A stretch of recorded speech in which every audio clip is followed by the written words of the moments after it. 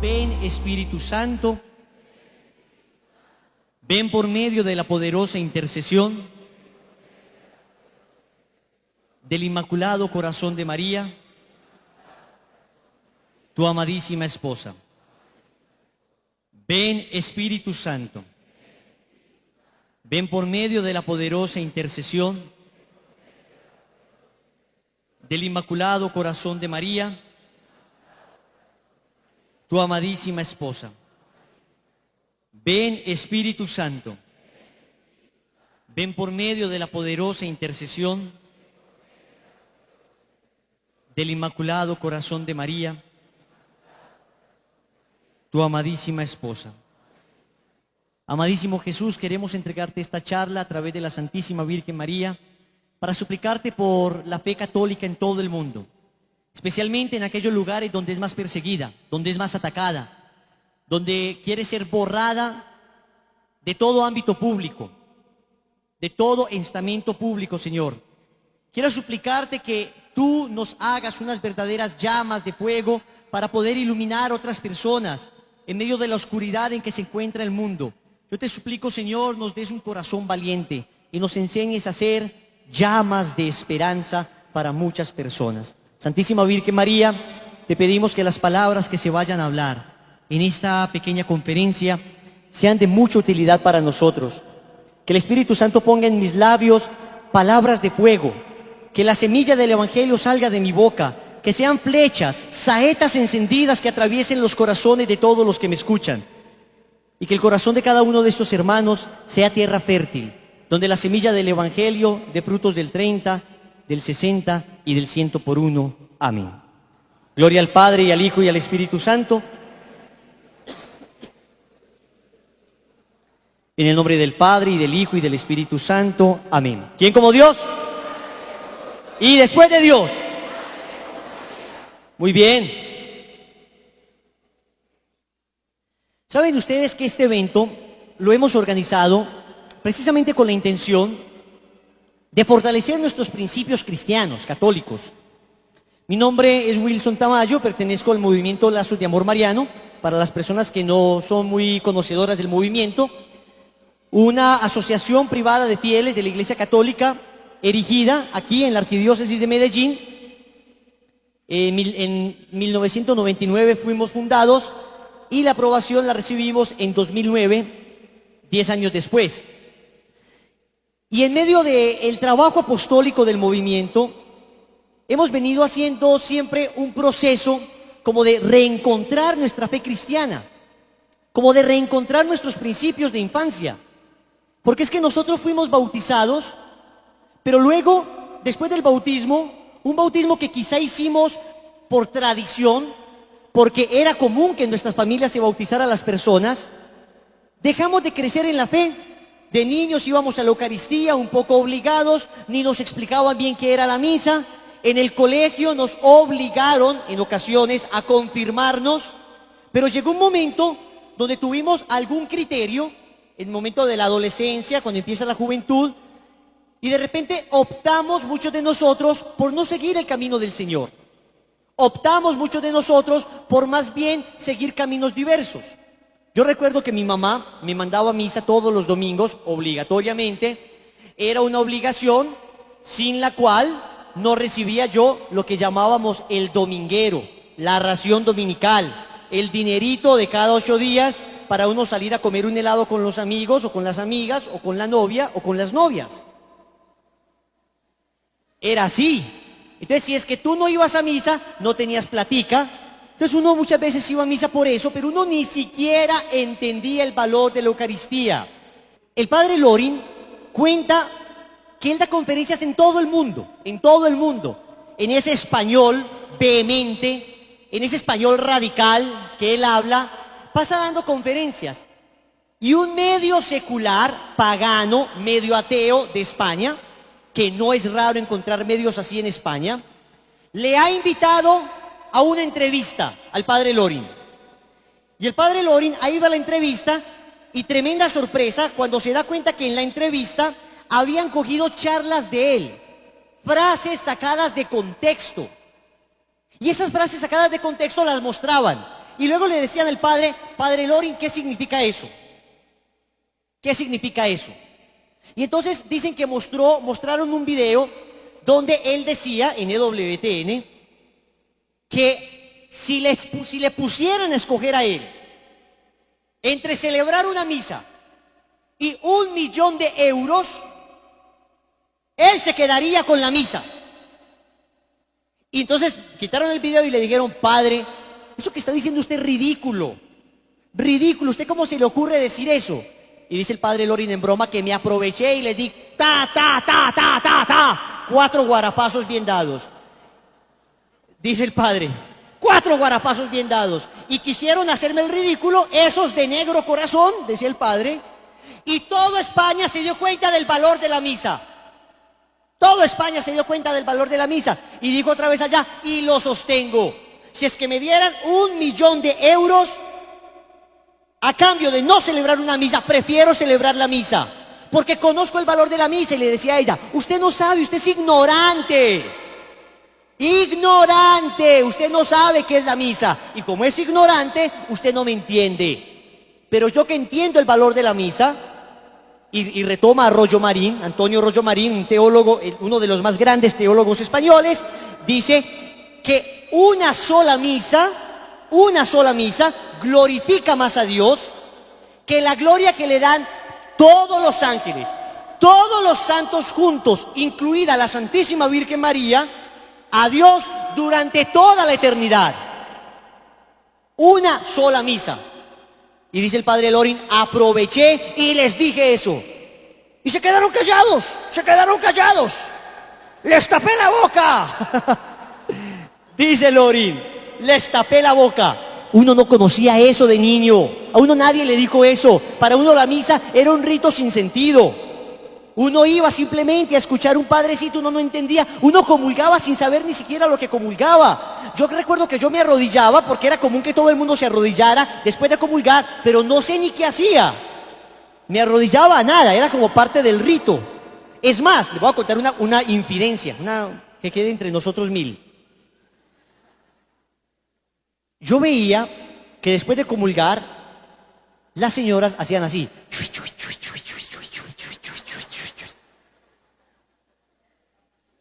El chubi, el lenguaje. Y yo, una vez, cuando era más niño, vi que una señora hizo así, y yo creía que era una manera de orar. Y yo me puse a hacer...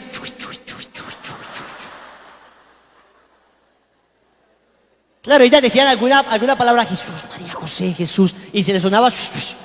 Wichu. Y yo que escuchaba eso, entonces yo decía, pues así se reza. Ignorante en la fe, ignorante, un verdadero ignorante. El caso es que después llega la época del colegio, especialmente 10º de secundaria. Los que nuestros papás conocen como 5º de secundaria, ¿no? Llega 10º, llega 11, empiezan a darle uno filosofía. Un profesor así medio raro empieza a decirle una cantidad de cosas. Uno ya no quiere seguir yendo a esas misas que uno considera absolutamente aburridas. Empieza a escuchar unas posiciones interesantes. Marx, que dice que la religión es el opio del pueblo. Interesante. Federico Nietzsche, que dice que Dios ha muerto. ¿Ve? Interesante. Y que lo que el hombre tiene que hacer es desarrollar el superhombre. Y el superhombre consiste simplemente en ser una voluntad de poder.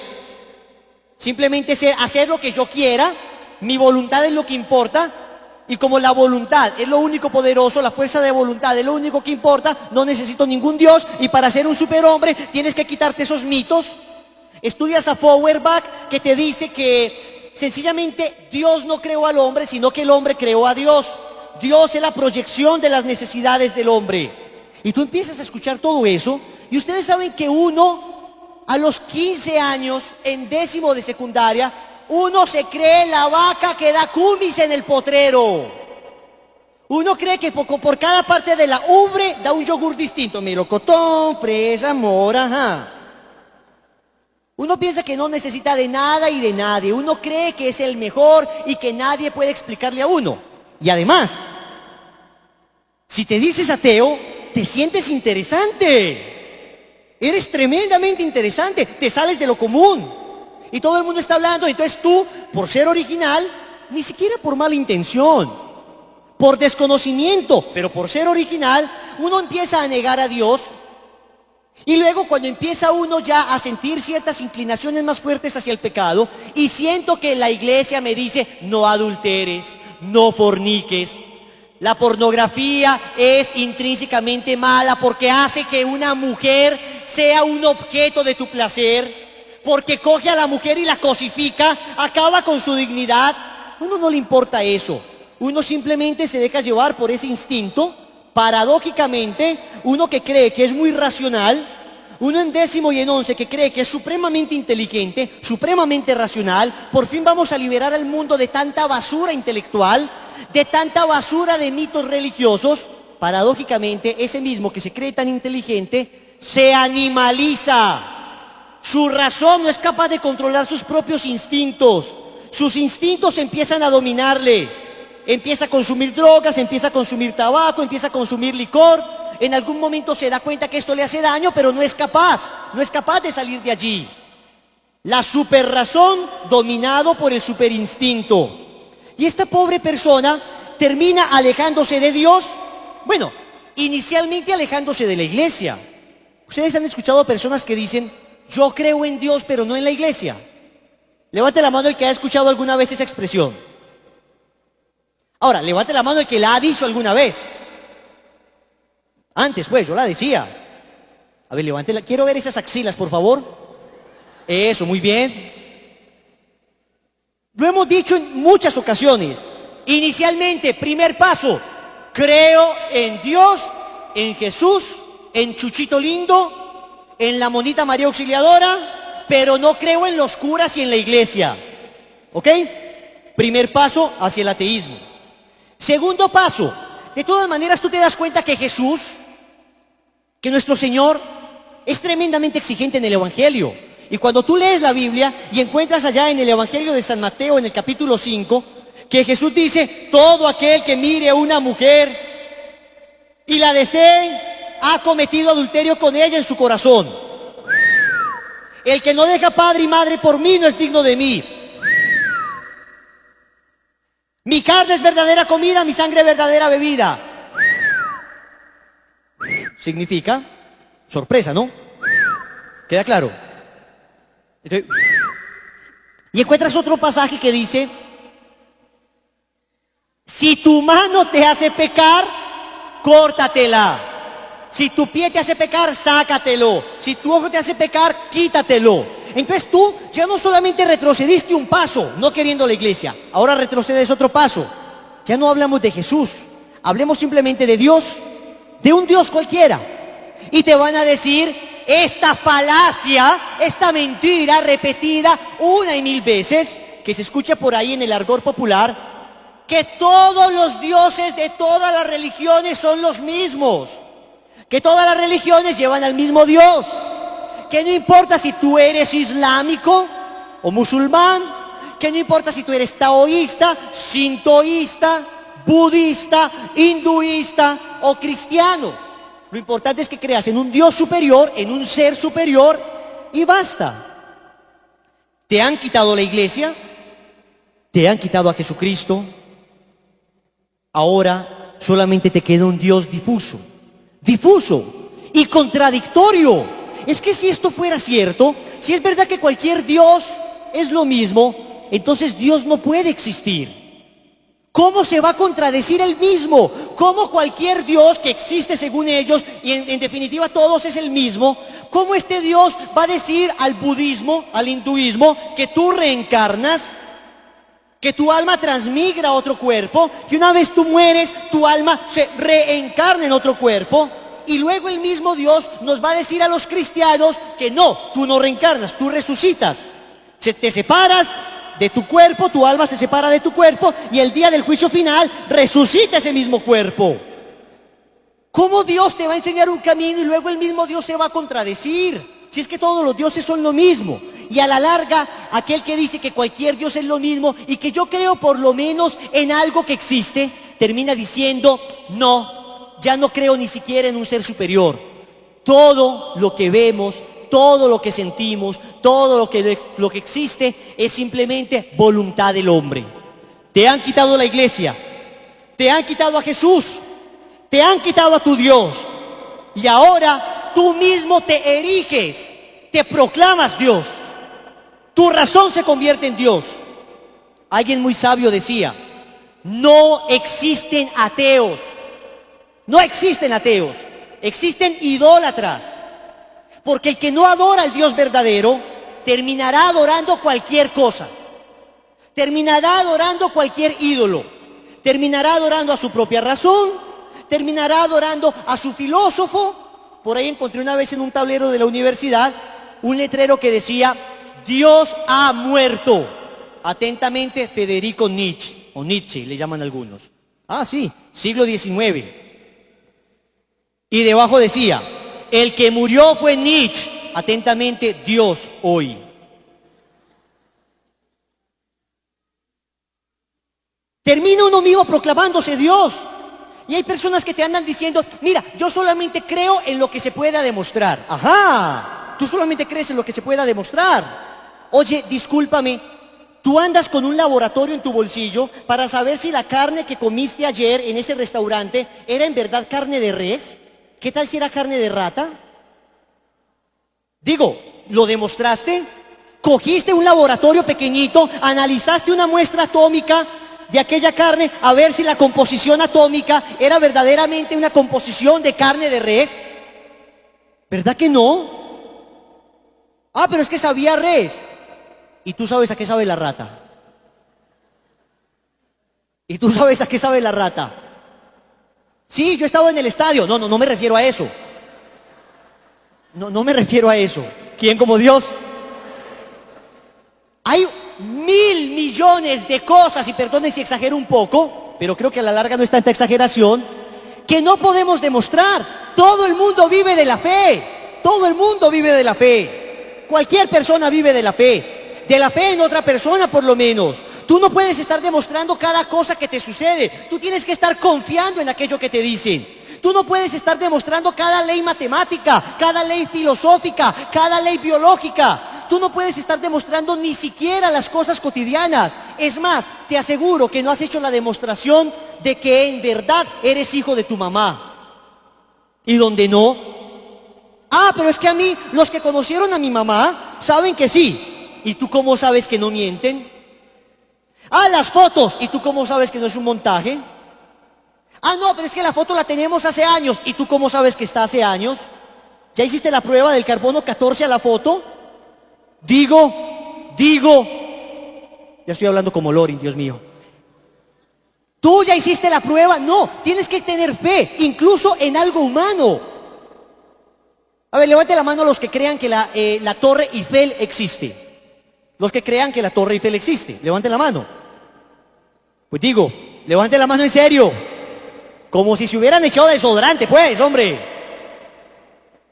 Ahora, levante la mano los que conocen la Torre Eiffel, personalmente. 1, 2, 3, 4, 5, 6, 7, 8, 9, 10, 15 personas, 20 personas. Ok. ¿Cómo es que tú puedes asegurarme que la Torre Eiffel existe si no la conoces? Ah, pero tengo un familiar que la conoce. ¿Y cómo sabes que no te miente? Ah, pero es que muchos me han dicho. ¿Y cómo sabe que no todos te mienten? Ah, pero es que he visto fotos. ¿Y cómo sabes que las fotos son verdaderas? Si es que tú no lo has visto. ¿Ves? A la larga tienes que confiar en alguien.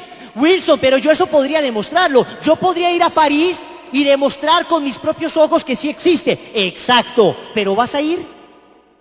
Podrías hacerlo, pero ¿vas a ir? ¿Tienes el tiquete comprado? ¿Vas a ir para comprobarlo, para confirmarlo? ¿Te das cuenta? A la larga en muchas ocasiones terminamos confiando, teniendo fe aún humanamente en lo que nos andan diciendo.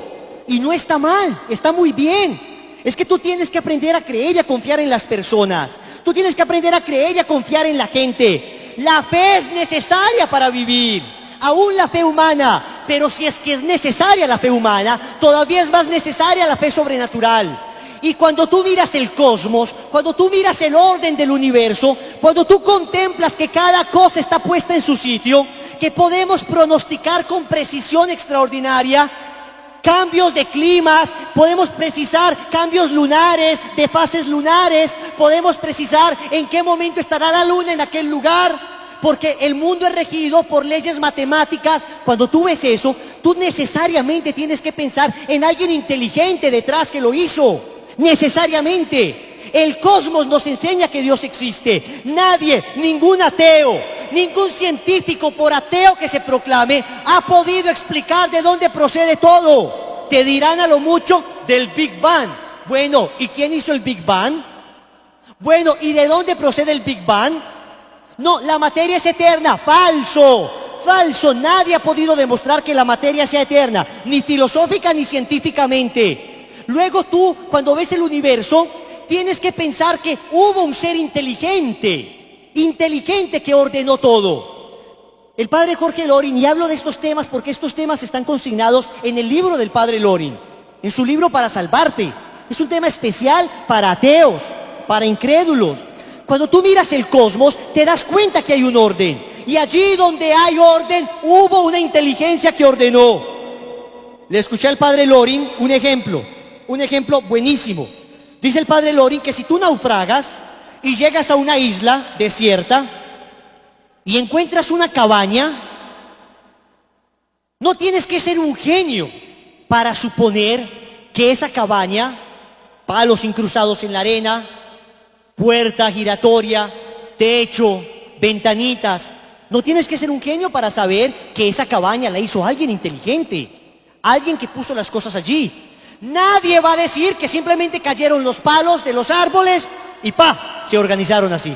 Cayeron los palos y casualidad. No, hay una mente inteligente. Y si tú y yo podemos entender eso con un ejemplo tan bobo como el de una cabaña, ¿cómo no comprenderlo con un ejemplo tan increíble como el orden del universo? Un universo majestuoso, un universo increíble. Stephen Hawking, uno de los ateos más famosos del mundo en este momento, junto con Richard Dawkins, otro ateo, un ateo que está haciendo estragos terribles en Europa, quitándole la fe a multitud de personas.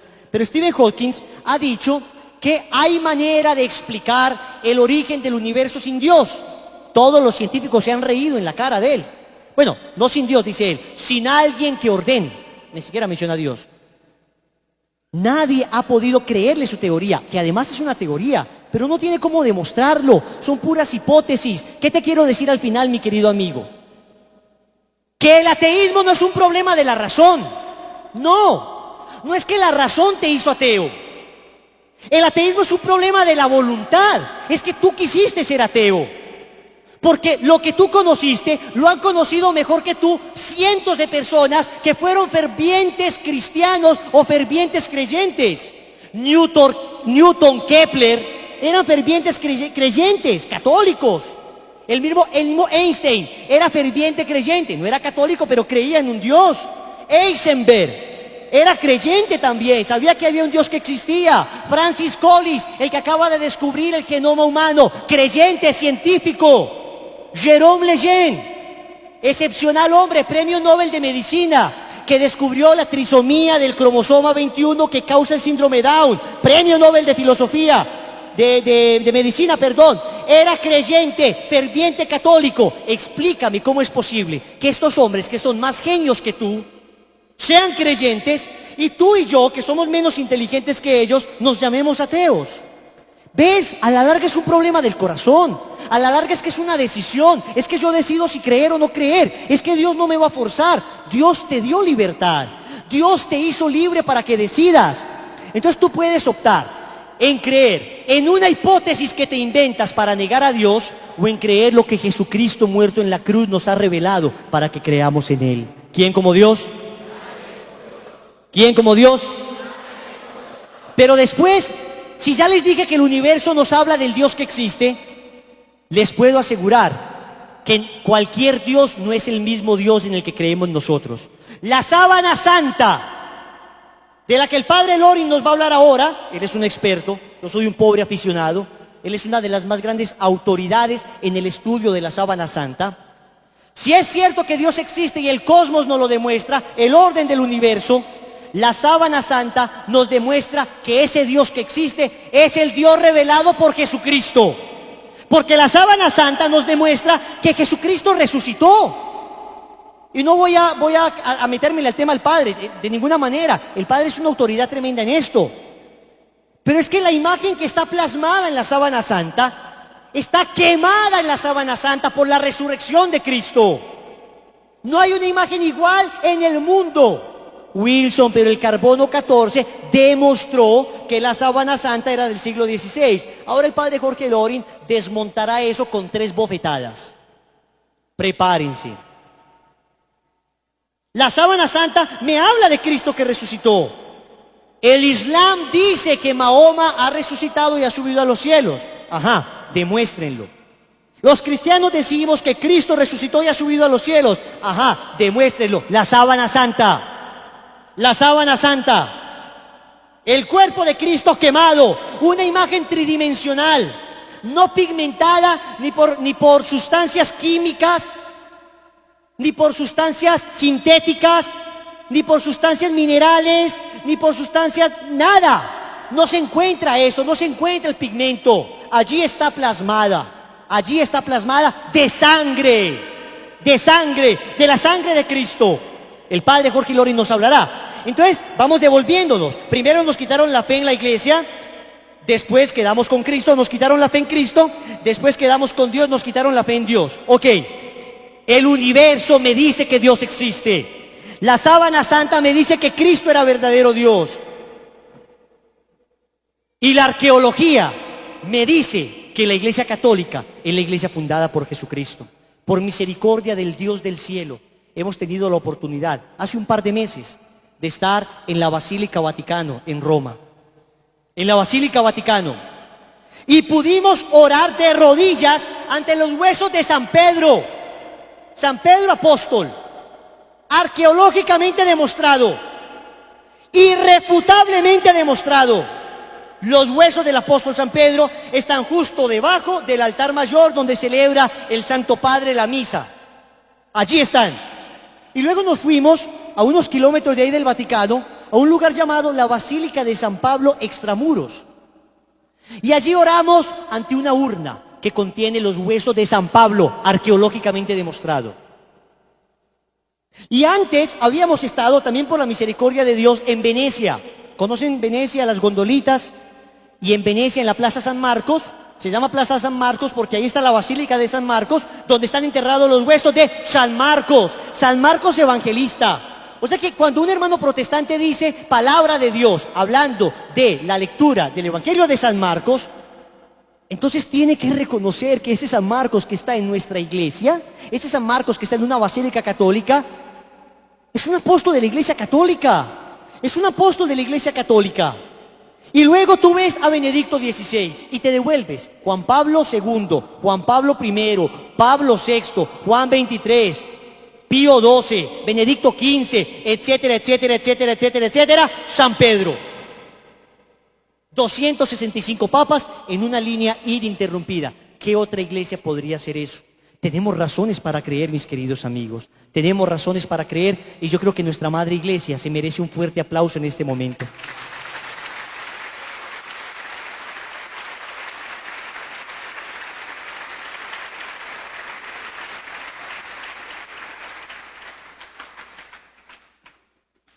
Nuestro Señor ha fundado una iglesia, Evangelio de San Mateo, capítulo 16, versículo 18. Tú eres Pedro y sobre esta piedra edificaré mi iglesia. No dijo 1000 iglesias. Digo mi iglesia, singular, no plural. Y al hablar de su iglesia, Cristo la instituyó porque Cristo podía haberse quedado en la tierra, ¿saben? Cristo se hubiera podido quedar en la tierra y entonces podríamos estar siguiéndole en este momento en la televisión. Jesucristo en este momento se encuentra en México y todo el mundo en México. Después Jesucristo se encuentra en la Patagonia y todo el mundo en la Patagonia. Pero Cristo, que quiso no quedarse solamente en un lugar, sino estar en todos los lugares al mismo tiempo, fundó la iglesia para que allí donde esté la iglesia esté Él en la divina Eucaristía. Él, que es Dios y sabe más que tú y que yo, ha querido quedarse en su iglesia, la iglesia católica fundada por Él, para que allí donde esté la iglesia esté Cristo. Aunque haya miembros infieles, aunque haya curitas pederastras, aunque haya monjitas que no lo hacen bien, aunque haya laicos como tú y como yo, imperfectos y defectuosos, ahí está Cristo. Porque si lees bien el Evangelio, te darás cuenta que aún en los 12 primeros que Él escogió, sobre los cuales fundó su iglesia, especialmente en Pedro. Tú te darás cuenta que de los 12 hubo uno que le traicionó, otros 10 que se fueron llenos de miedo en el momento en que le cogieron. Juan estaba allí el día en que Jesús estaba muriendo en la cruz, pero no crean que era muy valiente. Juan, además, que estaba amarrado de la Virgen María no lo dejaba ir porque necesitaba que se la entregara a alguien. Pues en la cruz, el testamento, necesitaba estar Juan ahí. Pero Juan estaba muerto de miedo. La Virgen le tenía quieto, venga, quieto, quieto, Juanillo, por favor. ¿A quién me va a entregar, pues? Pero es que eran unos cobardes.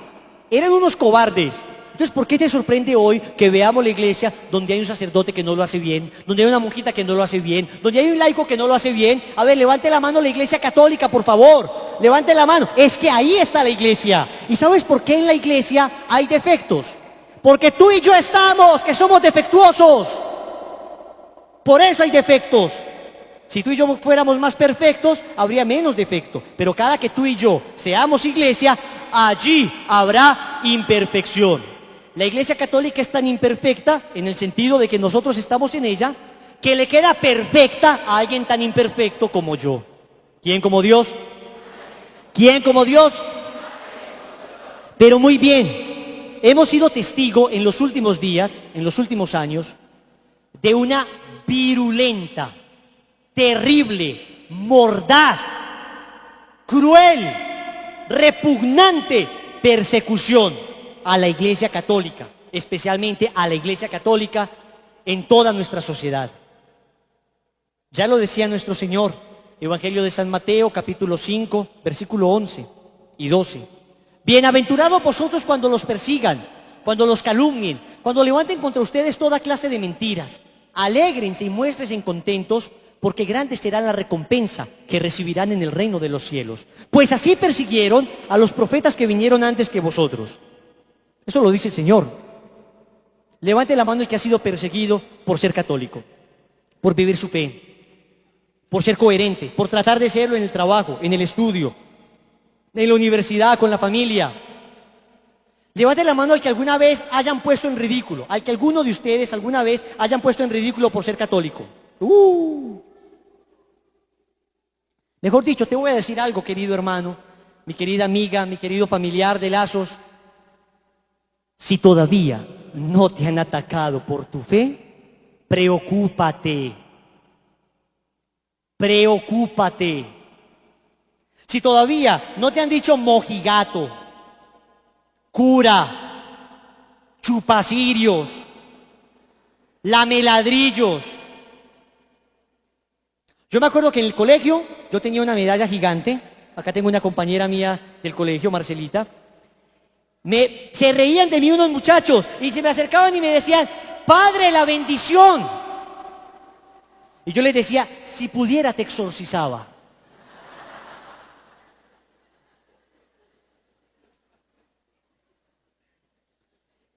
Te van a atacar. Es que hace parte de nuestra naturaleza. Ojo con esto. Mira, apréndete esto de memoria. Si esto lo entiendes, vale la pena todo el Congreso. Es natural al cristiano, cuando hablo cristiano me refiero al cristiano católico, que es la iglesia que Cristo fundó. Es natural al cristiano ser perseguido por su fe. Punto. Es natural al cristiano ser perseguido por su fe. Yo no me había dado cuenta de un detalle sorprendente. No me había dado cuenta, y esta semana leyendo el Evangelio de San Mateo, las bienaventuranzas, me he percatado de tremendo detalle, de tremenda sabiduría de Dios que ha puesto en el Evangelio lo siguiente. Les acabo de narrar una cita tomada del Evangelio de San Mateo, capítulo 5, versículo 11, las bienaventuranzas. Y dice: serán perseguidos. Pero luego en el versículo 13, después de que acaban las bienaventuranzas, después de que dice que serán perseguidos, dice el Señor: vosotros sois sal de la tierra. Y después, dos versículos más adelante, tres versículos, un versículo más bien, versículo 14 dice: vosotros sois la luz del mundo. Justo después de que dice serán perseguidos, dice: serán perseguidos porque ustedes son sal y luz. ¡Qué sabiduría! A ver, ¿qué pasa cuando tú tienes una llaga en tu mano abierta, que es su pura pus, y le echan sal con limoncito y un poquito de alcohol? ¿Arde o no? ¿Arde o no? Tremendamente. ¿Sabes qué está diciendo el Señor? Ustedes son sal, que arderán en medio de un mundo llagado por el pecado. Arderán en las llagas del mundo, de una sociedad que no quiere saber de Dios. Arderán. Allí donde llegue un católico auténtico, arderá en la herida del mundo en pecado. Ni siquiera queriéndolo. Es que ni siquiera tienes que hablar, ni siquiera tienes que decir en tu trabajo, miren, la fornicación es un pecado. No, tu sola vida se convierte en una llaga para aquellas personas que viven en pecado. Solo por ser coherente. Me decía un amigo, un misionero al que quiero mucho, me decía: Wilson, yo en mi trabajo trato de ser auténtico, trabajo en una tremenda empresa de acá de Medellín, supremamente importante, y yo trato de ser honesto. A nosotros nos dan un dinero, y todos en mi trabajo roban, todos roban. Y nos dan un dinero y todos gastan más de lo que deberían.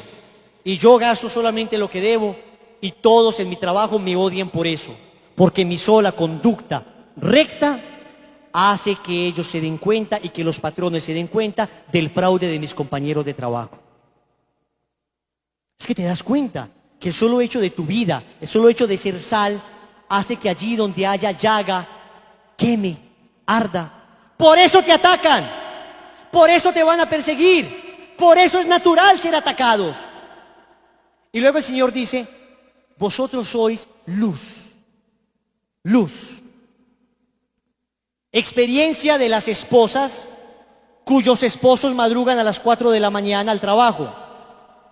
Ellas están plácidamente recostadas, el tipo se levanta como puede. Cuando se levanta, ellas se enroscan en su cobija, quedan como un tabaco envuelto. El tipo anda allí y de repente no encuentra algo y prende la luz. Y escucha desde la cama algo así como... Traducción de ese gruñido: mi amor, ¿apagas la luz, por favor? El tipo, que ya la conoce hace 20 años, aprende a conocer sus gruñidos y apaga la luz. Porque es que físicamente, cuando tú estás en oscuridad, entonces la luz te golpea y te duele. Te duele a los ojos, te duele. Si tú vives en la oscuridad y te prenden la luz y un reflector de estos cae en tus ojos, entonces tú lo primero que quieres hacer es acabar ese reflector, apagar esa luz. No quiero que me sigan doliendo mis ojos, no quiero. Vosotros sois luz del mundo, de un mundo en tinieblas, de un mundo en oscuridad. Y tú te conviertes en una luz, en un faro de luz. El Papa Benedicto XVI acaba de decir ahora, hace poco, menos de un mes, en su Alemania natal: cristianos, especialmente a los jóvenes, deben ser llamas de esperanza. En un mundo que muere sin esperanza, vosotros debéis ser llamas de esperanza, dice el Papa. Es decir, deben alumbrar, deben ser luz. Y entonces por eso te van a atacar. Por eso, porque tus amigos no pueden tolerar que ellos estén haciendo algo en lo que no son capaces de meterte a ti. Miren, yo escuché hablar a Satanás la semana pasada. Escuché hablar a Satanás la semana pasada. Estaba en la Universidad Católica de Oriente, y veníamos ya para el carro. Y cuando veníamos para el carro, ya para venirnos aquí a Medellín, había un grupo de jóvenes allá. Jóvenes, un poco ya catanos, los jóvenes, los muchachos, entre, qué sé yo, de 20 a 26, 27 años, 30, en fin, había uno allí, especialmente uno casado. Supe que era casado por la conversación que tenían, porque íbamos pasando, y entonces Una muchacha, en medio de ese grupo de jóvenes, empezó a decirle a este muchacho, entonces, ¿qué? Vamos a tomarnos unas politas allí, unas cervecitas, con todos los amigos. Él dijo, no, mira, no puedo. Y empezó a decirle a otro amigo, ay no, la mujer no lo deja, ya lo manipula la mujer. Era Satanás el que hablaba, era Satanás por labios de ese hombre. Y luego los otros amigos le decían, ¿qué? ¿Lo va a regañar la mujer? ¡Cuá, cuá, cuá, cuá, cuá, cuá, cuá! ¿Le tiene miedo a la mujer? Sí, lo domina con un dedo. Empezaron entre todos a presionarle. Él dijo, no supe cómo terminó la cosa. No supe, porque es que, claro, no fue que yo me quedé ahí escuchando a ver qué, sino que era mientras pasaba, y pasé lento y...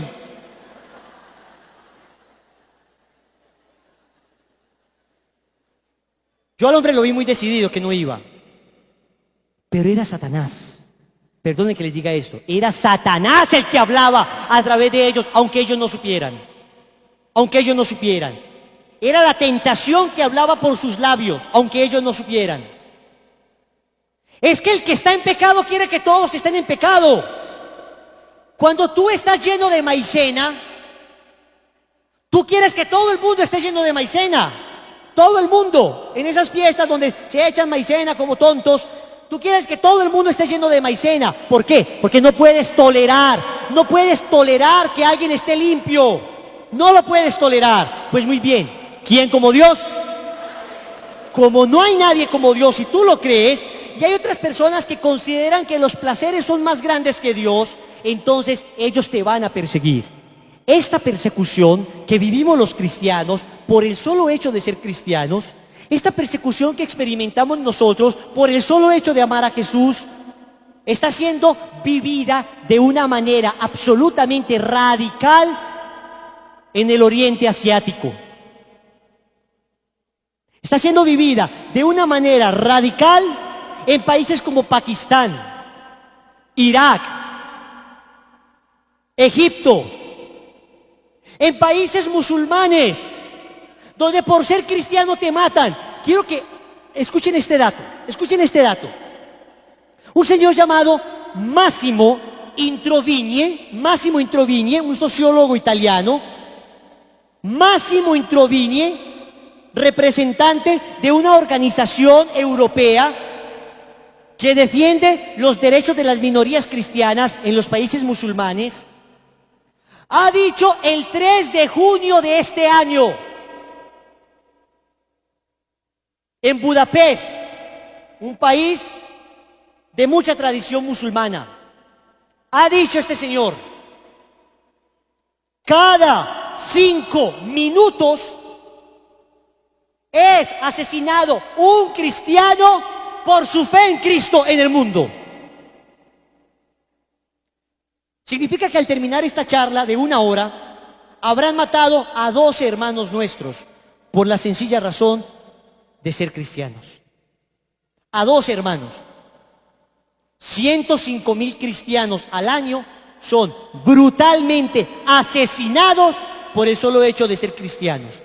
Y hay un caso conocidísimo que ha dado la vuelta al mundo, el caso de Asia Bibi, una campesina en Pakistán, campesina, casada, madre de 5 hijos, católica, a la que le piden un favor, le manda una persona a ir por agua a algún lugar.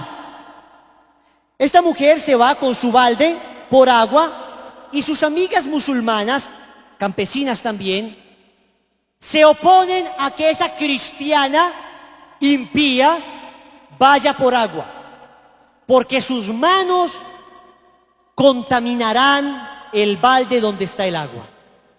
Y entonces le dicen a Asia Bibi, te tienes que hacer musulmana. Ella dijo, no, yo soy cristiana. Que te hagas musulmana. Yo amo a Jesucristo, porque Jesucristo murió por mí y me dio la salvación. Y dice Asia Bibi a estas mujeres, ¿qué ha hecho Mahoma por ustedes?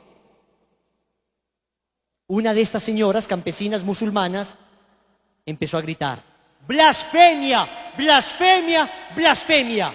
Y se fue donde su esposo. que era el imán del pueblo, una especie de representante musulmán importante. Y este imán ha denunciado a Asia Bibi ante las autoridades. Y por una ley inicua, perversa, que tienen en Pakistán, en su código, el numeral 295 de su código penal, hay una ley que se llama la ley de blasfemia. Y te dice que si es que llegas a blasfemar contra el gran profeta, mereces la muerte. Asia Bibi no blasfemó, no dijo nada contra Mahoma, simplemente dijo eso: Jesucristo murió por mí. ¿Mahoma qué ha hecho por ustedes? Jesucristo me redimió. ¿Mahoma qué ha hecho por ustedes? Ok, le declararon pena de muerte. Pena de muerte a Asia Bibi. Todo el mundo se enteró y hasta el Santo Padre intervino y pidió indulto para Asia Bibi. Dijo: por favor, no la maten. Es que en nombre de Dios no podemos asesinar. En nombre de Dios no podemos seguir derramando sangre. No la maten, por favor. Asia Bibi todavía está hoy presa en Pakistán. No estoy seguro si está en Pakistán o la han sacado, pero sigue presa. Cocina su propia comida porque tiene temor de que la comida que le den esté envenenada. Está todavía reclusa. Pues no bastando esto, un señor llamado Shahbaz Bhatti de Pakistán, este señor que era cristiano, católico, fervoroso, santo, que representaba a las minorías religiosas de Pakistán, era ministro de las minorías religiosas, empezó a defender el caso de Asia Bibi y dijo: no la maten, replanteemos la ley de blasfemia, por favor. Y los musulmanes, el pasado 3 de marzo, le han dado 20 balazos en su coche y le han matado. Y le han matado. Es cierto que no todos los musulmanes son así, pero lo que hay que reconocer con tristeza y desgracia es que estos mismos estados musulmanes ven cómo grupos fundamentalistas como Al-Qaeda asesinan a la gente por el solo hecho de ser cristianos y no hacen nada para evitarlo, o muy poco. Ya había recibido amenazas Shahbaz Bhatti, ya había recibido amenazas y no había nadie con él el día que le mataron. En Irak, el año pasado, 1 de noviembre de 2010, creo que fue en la catedral de Bagdad, unos hombres entran armados, asesinan 58 personas cristianas, católicas, celebrando su misa, hieren gravísimamente otras 75 personas, y tú te das cuenta cada día en las noticias: asesinan a un cristiano, otros 2 cristianos son muertos, otros 3 cristianos son asesinados, día tras día matándoles. El caso de Shahbaz Bhatti, el primer ministro de Pakistán, en este momento está en el Vaticano porque lo quieren beatificar y canonizar, porque murió como un santo. Y este señor ha hecho un testamento porque sabía que lo iban a matar y sin embargo no se fue de allí, seguía defendiendo a esa minoría cristiana. Y en el testamento dice: muero feliz porque muero en servicio a Jesucristo, mi Señor, al que amo y con el que me espero ver después del momento de mi muerte. Muero feliz. ¿Quién como Dios? Pues esa persecución que es radical en estos países islámicos está viviéndose hoy en Occidente de una manera soterrada, pero se está viviendo también. Hace poco di una charla al movimiento Lazos de Amor Mariano, movimiento al que pertenezco y amo con todo mi corazón, que se llamó El Último Gran Prejuicio, donde hablaba de estos ataques que ha recibido la iglesia en los últimos días. ¿Y saben por qué la llamé El Último Gran Prejuicio? Porque un señor llamado Philip Jenkins, catedrático de la Universidad de Pensilvania, que ni siquiera es católico, ha escrito un libro que se llama así: El anticatolicismo, el último gran prejuicio. Y dice este señor, Philip Jenkins, un catedrático famoso, historiador, dice: hoy no se puede hablar prácticamente contra nada ni contra nadie, a excepción de la Iglesia Católica. Si tú hablas de las minorías negras, por ejemplo, te atreves a decir algo contra las minorías negras Y no estoy diciendo que lo hagan en absoluto, no se debe hacer. Hay que respetar a todo el mundo. Pero supongamos que alguien le da por decir algo contra las minorías negras. Señores, le crucifican. Creo que en Estados Unidos hace poco un jugador de la NBA se atrevió a decir algo contra un negro y lo tuvieron 2 semanas pidiendo perdón en todos los medios de comunicación de Estados Unidos. 2 semanas pidiendo perdón.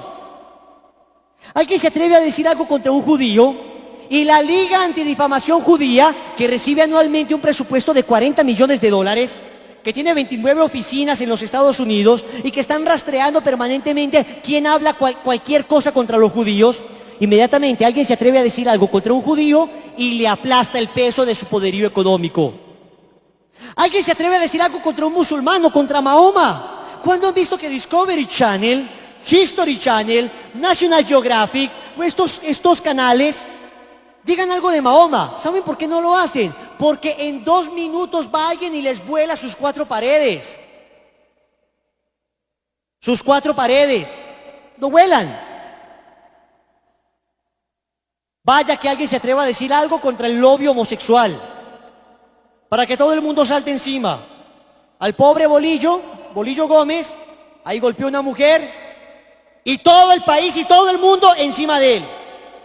Es bueno que respetemos, es bueno que nadie hable de nadie, es bueno que no se hable ni contra los judíos, ni contra los musulmanes, ni contra las minorías negras, ni contra los homosexuales. Es muy bueno que eso sea así. Lo que no es bueno es que nadie hable de ellos, pero a la Iglesia Católica la cojan como un trapo inmundo, la tiren al piso, la pisoteen, brinquen sobre ella, critiquen, aplasten y nadie haga nada. Eso sí no está bien. A nadie tocan, pero al Papa trapean con él. De nadie dice nada, pero de nuestra iglesia, de nuestros sacerdotes, los cogen como un trapo asqueroso. Limpian la inmundicia con la iglesia. El último gran prejuicio, de lo único que se puede hablar ahora, criticar, acusar, y de lo único contra lo que se puede hablar sin que tengas problema, es de la Iglesia Católica. ¿Y saben cuál es el peor problema? No es que nos estén atacando, no, muchachos, es que ya el Señor nos lo dijo, nos atacarán.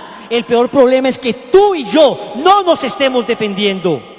El peor problema es que tú y yo nos quedemos en nuestro sillón de nuestra casa, en la sala, viendo cómo hablan pestes del Papa, hablan pestes de los sacerdotes, hablan pestes de las religiosas, hablan pestes de nuestra fe cristiana, y tú y yo simplemente digamos: ay, qué pesar, ya pasará, ya pasará. Más que la maldad de los malos, duele la indiferencia de los que nos llamamos buenos. ¿Quién como Dios? ¿Quién como Dios? ¿Quién como Dios? Hacen un trapo de nosotros y nadie hace nada. Acaba de haber un debate en el Congreso de la República donde 5 millones de firmas, la inmensa mayoría firmas católicas, fueron echadas a la vulgar basura. En un instante, a la basura. Porque tu voz católica no vale. Porque lo que tú digas como católico no vale. Y porque yo vi algunos debates. ¿Saben qué decían en los debates? No, lo del aborto es un discurso religiosito, un discurso moralista, un discurso de pensamientos católicos, un discurso de cositas religiosas.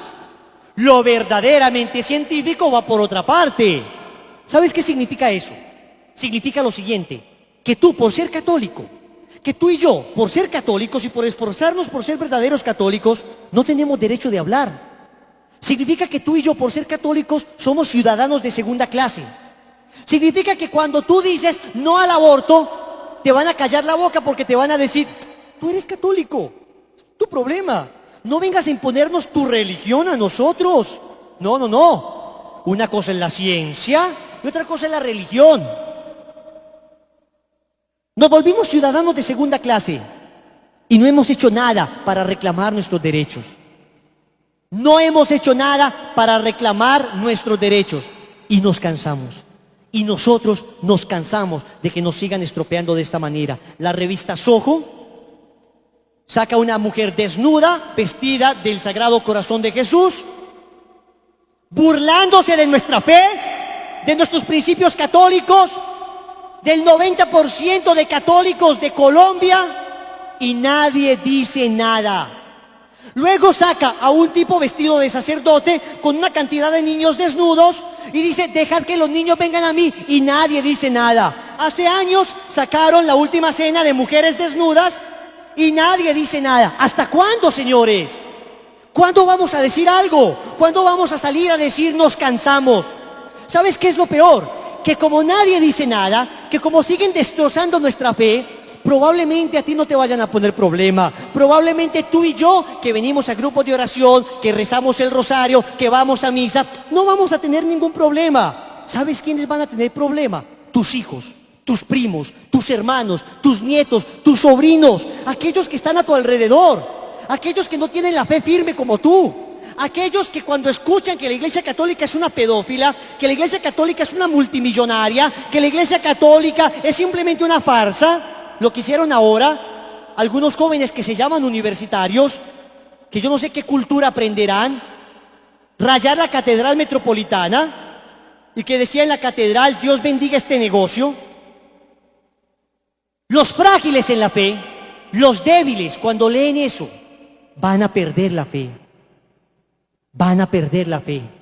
Y si tú y yo nos quedamos callados y no defendemos, claro, por todos los medios lícitos, nadie te está pidiendo que te llenes de armas. Yo no los quiero ver mañana con una mini Uzi acá, Wilson, ¿a quién hay que matar pues? ¡Ja! ¿Quién como Dios? No. Medios lícitos, honestos, los medios que nos son permitidos. Si tú y yo no hacemos algo, el día de mañana serán tus hijos y los míos los que no tendrán fe. Tendremos que pagar la consecuencia de nuestra cobardía, de nuestro silencio. Hemos de pagar consecuencia de nuestra cobardía y silencio. Si no hablamos, si no defendemos la fe, se cumplirán aquellas palabras del Señor. Cuando vuelva el Hijo del Hombre, encontrará fe en la tierra. ¿Sabes qué? Eso depende de ti y de mí. Eso depende de ti y de mí. Hazme un favor, mira a la persona que está a tu lado y dile, de ti depende la fe de nuestros hijos. Pero sacúdalo. Sacudido, de ti depende la fe de nuestros hijos. Si está medio dormido, despiértelo. Si se le chorrea la baba, límpiesela.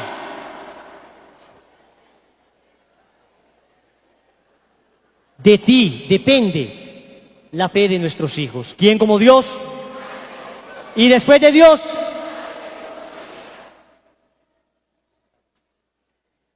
señores, voy terminando, pero no podemos seguirnos quedando callados. No más, no más. El criterio es el siguiente, atentos. El criterio es el siguiente. Si te atacan a ti, si se ríen de ti porque eres católico, porque tienes la medallita de la Virgen, si se ríen de ti porque vas a misa, si se ríen de ti porque rezas el rosario, si se ríen de ti pues porque tratas de vivir los principios católicos, pues venga, que se rían, no importa, que se rían como quieran, ¿bien? Tú estás con tus compañeros de la universidad y alguien, yo no sé si les pasa a ustedes, a mí me pasaba en la universidad, alguien por ejemplo decía una grosería, y fue tantas, y otros decían, no, qué pena de Wilson, qué pena de Wilson, no, cuidado, no diga groserías que hiere esos oídos tan piadosos.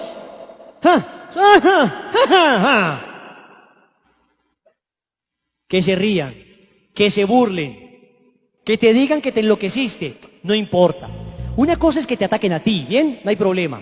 Tú soportas como buen cristiano, pacientemente, te quedas tranquilo, dices, muy bien, bendito sea mi Dios, esa es mi fe, yo estoy feliz, no te vas a poner a pelear con nadie. Hay a veces que te dicen cosas que uno piensa, ¿será que este tipo está cansado con la nariz por fuera o qué? Pero uno cuenta hasta 10, respira profundo y no hay problema.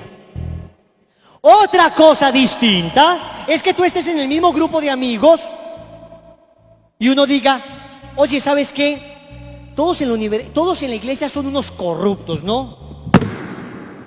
Con bala y todo. Unos corruptos. Ahí sí no te puedes quedar callado. Ahí sí que tienes que hablar. Porque si estás diciendo que todos en la iglesia son unos corruptos y en medio de tus compañeros hay 3 que 4 que están ahí como medio dudosos si permanecen en la fe o no, si siguen siendo católicos o no, y tú que vienes a lazos de amor mariano, que te has consagrado a la Virgen, que perteneces a la renovación carismática, tú que eres una persona de fe, de rosario, de misa, te quedas callado, entonces les estás dando la razón a ellos. Estás diciendo que lo que ellos dicen es cierto. Y esos pobres hermanos creerán esa falacia. Ahí no te puedes quedar callado. Ahí tienes que decirle a ese muchacho, a ese amigo tuya, a esa amiga, oye, perdóname un momentito. Todos en la iglesia son corruptos. ¿Sabes qué? Yo pertenezco a la iglesia católica. ¿Tú estás diciendo que yo soy un corrupto? O sea, ¿tú crees que yo soy un corrupto? Demuéstrame que yo soy un corrupto. ¿Sabes qué? Yo he visto a tu mamá en misa. ¿Tu mamá es una corrupta? Oh. Porque de tal hijo, de tal madre, tal hijo, ¿no? De tal palo, tal astilla. Digo, ¿a qué te refieres con que corruptos? Yo les voy a ser sinceros, miren. Quiero que me escuchen esto. En muchas ocasiones, en muchísimas ocasiones, me ha tocado entablar debates con personas en la universidad, en el colegio, en el trabajo, en mi familia. Y estas personas normalmente dicen algo que han escuchado por ahí y te dicen Inquisición. ¿Y saben cuál es el problema? Que los católicos somos unos acomplejados. Nos dicen Inquisición y como perrito agachamos las orejas y metemos la cola entre las patas y hacemos cruzadas, curas violadores. Porque hasta nosotros nos hemos creído que eso es cierto. Hasta nosotros hemos creído que todo lo que dicen de la Inquisición es cierto. Entonces yo les voy a ser honesto. Miren, la inmensa mayoría de veces que me ha tocado entablar diálogos con ellos, ni siquiera he tenido necesidad de hablar y defenderme sobre la Inquisición o sobre las cruzadas. Casi nunca, contadas y extrañas excepciones, han sido los momentos donde he tenido que decir 3 o 4 argumentos históricos. Pero casi siempre, simplemente cuando te dicen eso, cuando me dicen eso, yo les empiezo a preguntar, ajá, Inquisición, ok, ¿qué sabes tú de la Inquisición? ¿De qué Inquisición vamos a hablar? ¿Inquisición o Inquisiciones? Es que hubo muchas Inquisiciones, ¿no sabías? ¿Tú sabes qué significa la palabra inquisidor? ¿Y sabes qué fue Tomás de Torquemada? Y bueno, ¿me estás hablando de la Inquisición protestante o de la Inquisición católica? Ok, no, bueno, vamos otra vez. Hablemos del Papa que aprobó la Inquisición. ¿Sabes cuál es? Yo digo, ¿será que este hombre tiene estreñimiento y necesita un baño?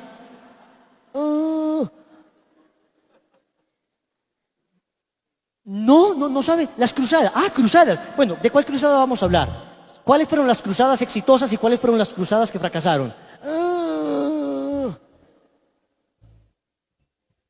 Hermanito mío, belleza, vaya estudie antes de criticar y de hablar de lo que no sabe, que la Virgen lo acompañe. Y el que se va con la cola entre las patas es otro. ¿Quién como Dios? Tu profesor está diciendo sandeces en clase. Entonces tu profesor de matemáticas, que lo que sabe es matemática, se las da de historiador. Y uno no sabe por qué terminan hablando de la iglesia. Es que clase de matemáticas y empiezan a hablar de la iglesia. Y la cruzada, y la Inquisición. Profe, ¿estamos en clase de matemáticas o de historia? Si yo quiero escuchar clase de historia, entro a la clase de historia. Ahora yo quiero matemáticas. ¿Podemos hablar de matemáticas? Pero supongamos que no, que se encarniza y sigue hablando él de las cruzadas. Profe, una pregunta, ¿de qué libro usted sacó eso? Hay un libro, te lo voy a traer. Sí, profe, me lo trae por favor, porque es que yo conozco otros libros que dicen todo lo contrario de lo que está usted diciendo. Yo conozco otras versiones de lo que se está diciendo usted, profe, qué pena.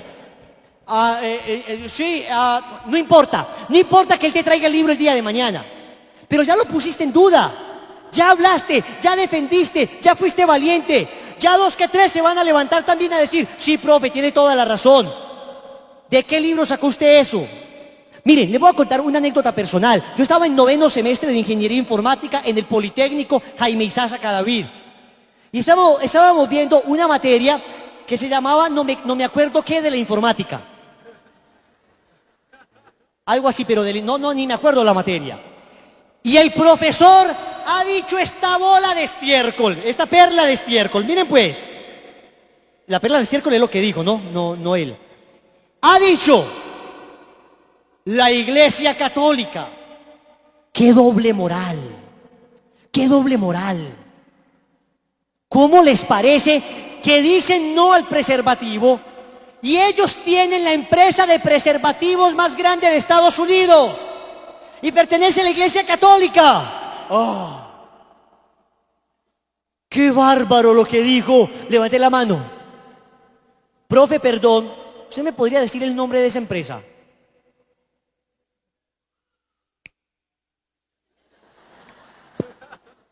Se me olvida ahora. Profe, ¿usted me puede decir de dónde sacó ese dato? Lo leí en internet. Profe, le está hablando a ingenieros futuros, pues. En las 400 millones de páginas que hay en internet, puede aparecer lo que quiera. Significa, profe, que porque aparece en internet es cierto. Usted nos puede asegurar que lo que está diciendo es cierto. Les aseguro que me enojé. Me levanté. ¿Usted nos puede asegurar que lo que está diciendo es cierto? El profe dijo que, hombre, no, ¿sabe qué? Uno a veces habla de muchas bobadas. Sigamos la clase.